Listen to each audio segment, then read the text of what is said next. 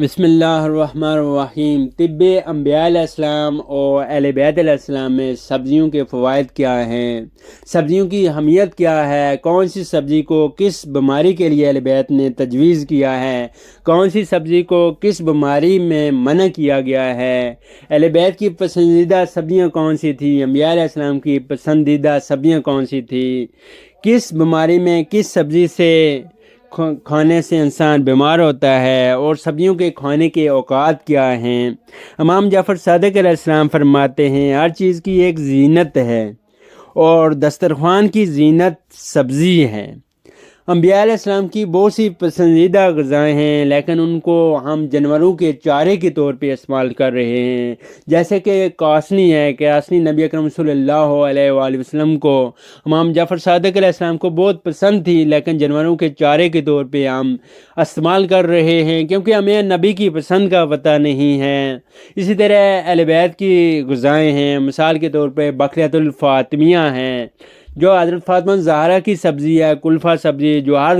جگہ تقریباً پاکستان میں یا افغانستان میں، ایران میں اگتی ہے، لیکن ہم اس سے ناآشنا ہیں، تو اس کو بھی جانوروں کے چارے کے طور پہ بھی ہم استعمال کرتے ہیں۔ تو اس طرح کچھ سبزیاں ہیں جس سے اہل بیت نے منع کیا گیا ہے، جیسا کہ نبی اکرم صلی اللہ علیہ وآلہ وسلم نے فرمایا، ہے علی خبردار دھنیا استعمال نہ کرنا، اس سے حافظے میں کمی آتی ہے اور خواتین میں بیماری ہوتی ہے، ان کی جو اووری ہوتی ہے وہ سکڑ جاتی ہے۔ تو دھنیا سے جس طرح ابارشن ہو جاتا ہے، وقت سے پہلے عمل ضائع ہو جاتا ہے، یا پھر PCOS ہوتا ہے، فائبرائڈز ہوتا ہے، ہزاروں بیماریاں ہیں جو اس دھنیا کی وجہ سے پھیلتی ہیں، اہل بیت نے منع کیا گیا ہے، لیکن ہم وہی استعمال کرتے ہیں۔ اسی طرح جس میں فوائد ہیں، جیسے سویا ہے، سویا دھنیا سے بہت زیادہ خوشبودار ہوتا ہے، اچھا ہوتا ہے، اور لیکن اس کو ہم استعمال نہیں کرتے۔ اس میں فوائد ہیں، اس کو حکم دیا گیا ہے استعمال کرنے کا، اس کو استعمال نہیں کرتے، جس چیز سے منع کیا گیا ہے اس کو استعمال کرتے ہیں۔ یہ سارا اس لیے ہے کہ چونکہ ہم سبزیوں سے ناواقف ہیں۔ اسی طرح نبی اکرم صلی اللہ علیہ وآلہ وسلم نے فرمایا، اپنے دسترخوان کو سبزیوں سے سجایا کرو، کیونکہ یہ ہر قسم کے جراثیموں کو خدا کے نام کے ساتھ تباہ کر دیتی ہیں، مار دیتی ہیں۔ یعنی کہ سبزیاں استعمال کرو اور ساتھ بسم اللہ الرحمن الرحیم پڑھ کے استعمال کرو، انشاءاللہ جتنے بھی انسان میں جراثیم ہیں تو یہ مر جائیں گے۔ اسی طرح ایک شخص امام علی علیہ السلام کے پاس آیا، آپ نے دسترخوان منگوایا، اس پر کوئی سبزی نہیں تھی، تو آپ نے اپنا ہاتھ کھینچ لیا اور پھر فرمایا، کیا تمہیں معلوم نہیں بغیر سبزی کے میں نہیں کھاتا؟ غلام دوبارہ گیا اور سبزی لے کر آیا، آپ نے کھانے کے لیے ہاتھ بڑھایا اور اس شخص کو بھی کھانے میں اپنے شریک کر لیا۔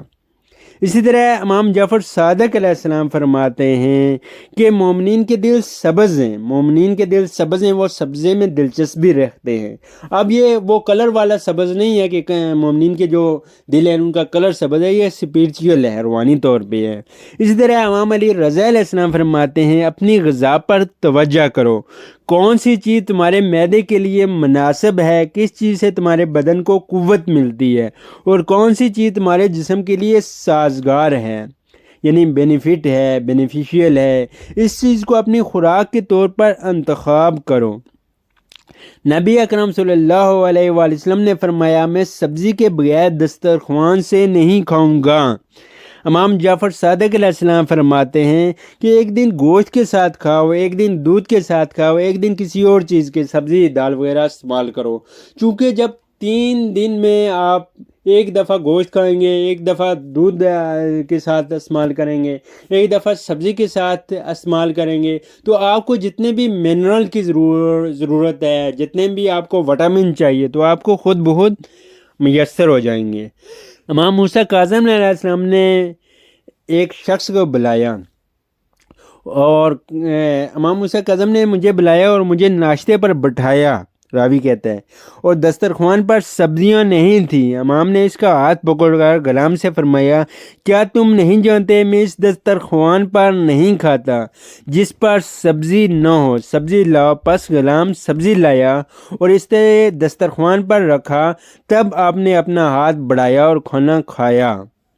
یہ بہت ضروری ہے کہ سبزیاں ہماری غذا کا حصہ ہوں، اور سبزیاں مختلف سبزیاں ہیں جو اہل بیت کی بہت زیادہ پسند تھی، مختلف سبزیاں ہیں جو اہل بیت کو ناپسند تھی، جیسے شاہی سبزی ہے جس کو جرجیر کہتے ہیں، اور دھنیا ہے، دھنیا کو صرف ایز اے میڈیسن امام علی رضا علیہ السلام نے یوز کروائی تھی، جو خواتین میں بلیڈنگ وغیرہ کے لیے آتی ہیں۔ تو اس طرح مختلف سبزیاں ہیں جن کے مختلف اوقات میں فوائد ہیں، مختلف اوقات میں نقصان ہیں۔ تو جب تک ہمیں اہل بیت کی پسند کا نہیں پتہ، ہم اسی طرح بیماریوں میں مبتلا رہیں گے۔ تو انشاءاللہ ہم نے یہ مکمل سیریل لانچ کی ہے۔ پہلے ہم نے فروٹ پہ کی تھی کہ اہل بیت کے کون سے پسندیدہ فروٹ تھے، پھل تھے۔ اب ہم نے یہ لانچ کیا ہے کہ اہل بیت کی سبزیاں کون سی پسند تھی، کون سی سبزی کو لوکل طور پہ کیا کہتے ہیں، سائنٹیفک ریسرچ کیا ہے، سائنٹیفک ایویڈنس کیا ہے، میڈیکل میں کیا بینیفٹ ہیں۔ اس میں پوری ہم نے ایک سیریل کی ہے، ریسرچ کی ہے، تحقیق کی ہے، تاکہ مومنین کو زیادہ سے زیادہ فائدہ ہو، کیونکہ ہر بندہ نہ میڈیسن افورڈ کر سکتا ہے، نہ میڈیسن کے پیسے دے سکتا ہے، اور سبزیاں عموماً ہر جگہ میسر ہوتی ہیں، اور سبزیوں کو ایز اے میڈیسن بھی ہم استعمال کر سکتے ہیں۔ بہت سی بیماریاں ہیں جو 100% سبزیوں ہی سے ختم ہو جاتی ہیں۔ خدا حافظ، التماس دعا، سی مصطفیٰ کاظمی۔